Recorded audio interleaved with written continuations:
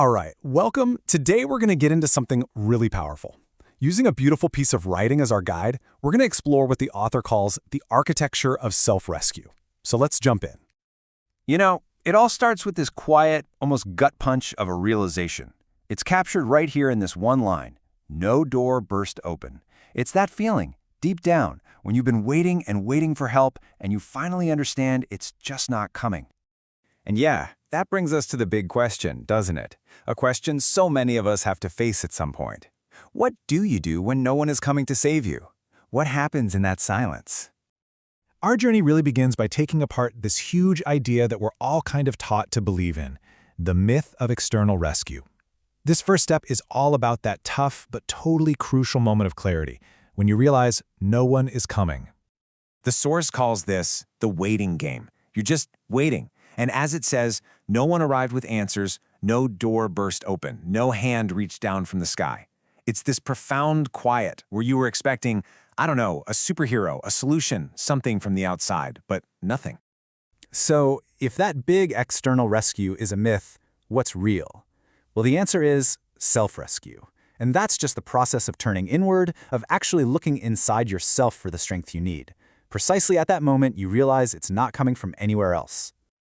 Okay, so after all that waiting, something has to shift, right? And this is the turning point. But what's so fascinating is that it's not some big dramatic action. It's just a pause. That's it. That's the critical moment of change. Just think about how quiet that is. The thing that changes everything isn't loud at all. The source puts it perfectly. What came instead was a pause, a breath, a moment when I stopped running from myself. So the rescue doesn't bust in from the outside, it starts with a little bit of stillness on the inside. And that's the whole thing, really. The entire journey, this whole architecture of self-rescue. It doesn't start with some huge explosion. It starts with a single breath. And that's something every single one of us can do, right here, right now. It's so simple, but it's unbelievably powerful. So you take that pause, you take that breath. What happens next?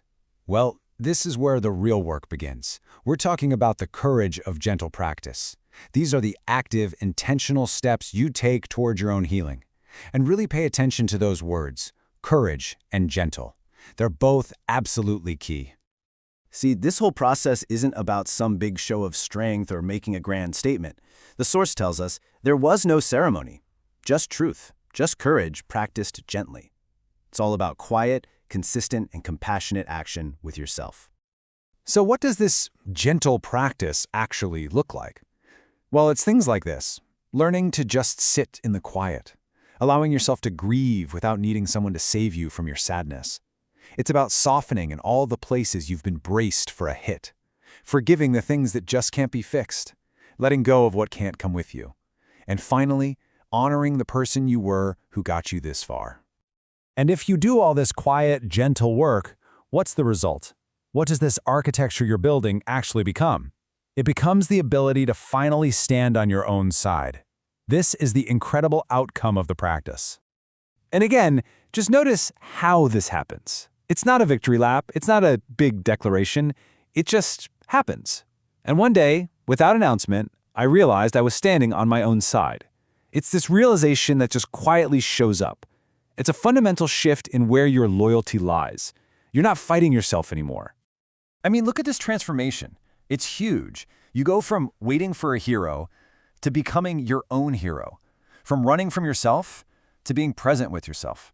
From being constantly braced for impact to softened. And that's the real goal, right? It isn't about becoming tough or hard or fearless. It's about becoming present.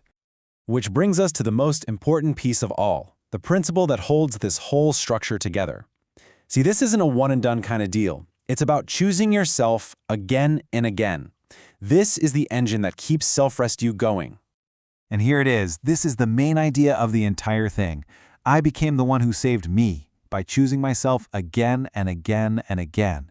Being saved isn't a single event that fixes everything forever.